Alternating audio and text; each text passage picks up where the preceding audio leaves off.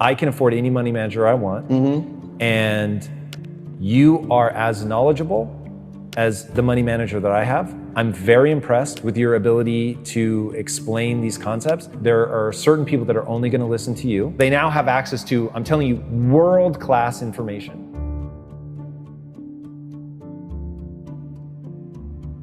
Wealthy people do three things, man. They stop trading time for money. They make their money work for them. And they give as much value to people as they can. And so I learned that as I got older. That part really didn't make sense to me at the time, but the money working for you part, and I was like, how do you make your money work for you? Again, all I know is how to go get money. So he says, wealthy people, first they get into stocks, then they start a business, and then they get real estate. I took my time, I researched the Warren Buffetts and the Peter Lynch's, and I'm not gonna lie, in the beginning, that shit was like Chinese to me. Right? This is a foreign language. And so what happened to me was it started reminding me of being in the streets. Everything about it.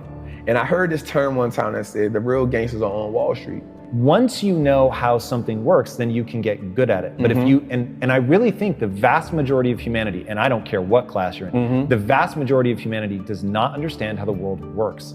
Therefore, they are at the mercy of the world, and the people that figure out how it works can change things. You know, you have to understand how things work. And like, yeah, that is to me what is so powerful about you. You understand a game that a lot of people that are disenfranchised understand, the streets. And you're saying, motherfuckers, this is just physics. Let me show you the correlate over here. It's all the same shit. It's the same.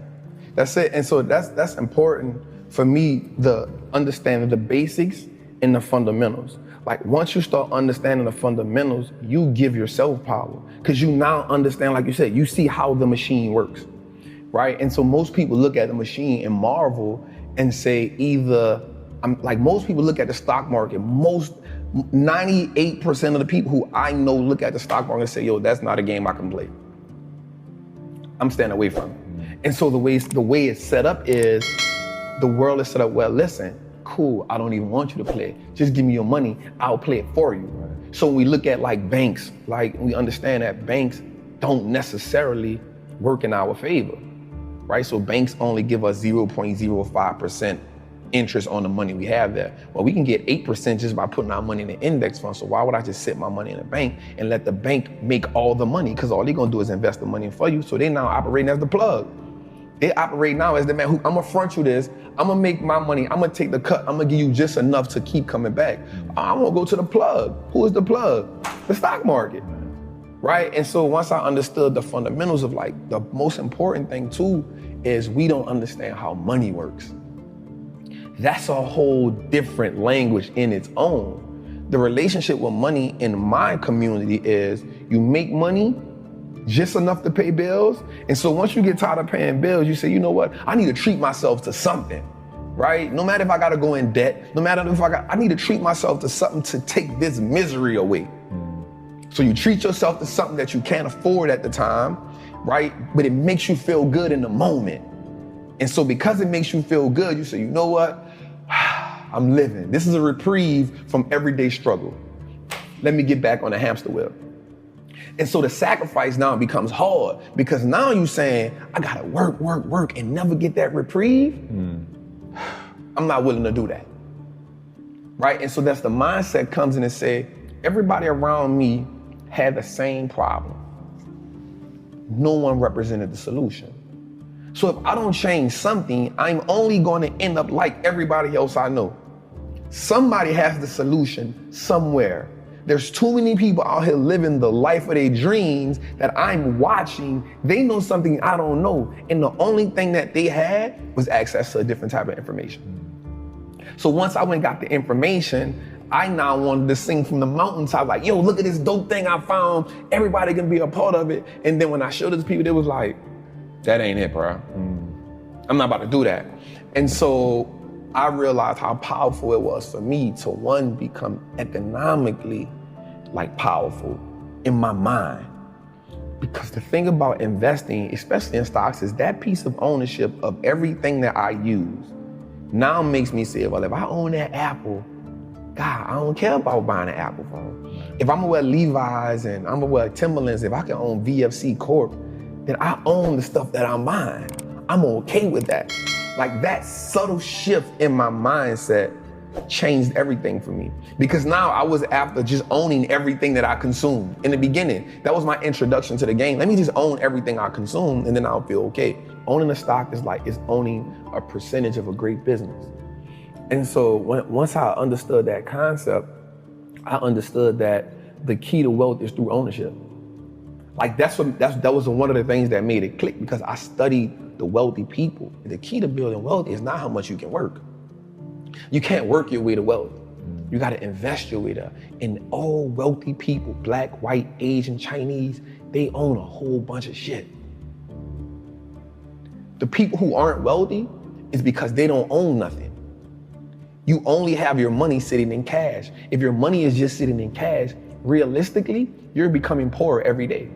Right, or they own depreciating assets. And that's what cash is. It's a depreciating asset, because the more money they print, the more money that money loses value. Right. So if it's just sitting, it's the reason why the bank wants you to have your money there. So they can take it and use it and invest it so much and be like, hey, it's just sitting, I'm gonna give you 50 cents on whatever you had in there. Right. And so the idea of ownership was, yo, we can just start owning everything that no matter if it's just a stock. Like that's powerful, because if you can start owning the businesses that you now consume every day, you turn a one-time transaction to a lifetime of profit.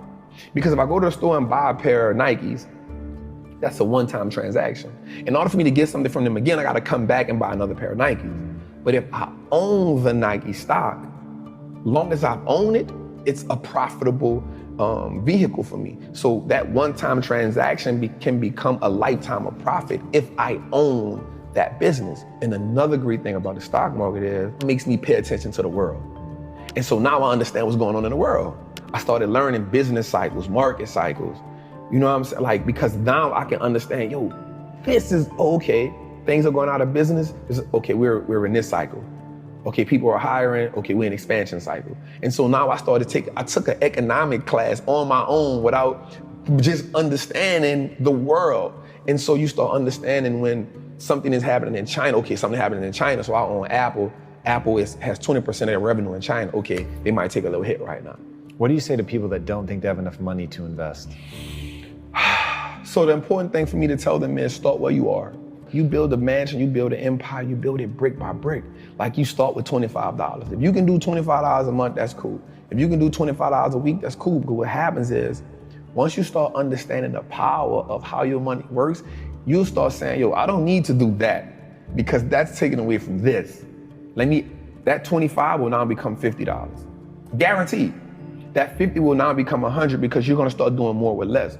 The person who works out and sees that they drop 10 pounds in 2 weeks says, you know what, I'm gonna go a little harder because I know if I can drop 10, I can drop 20, right? I know if I see one muscle shape up, I know it's possible.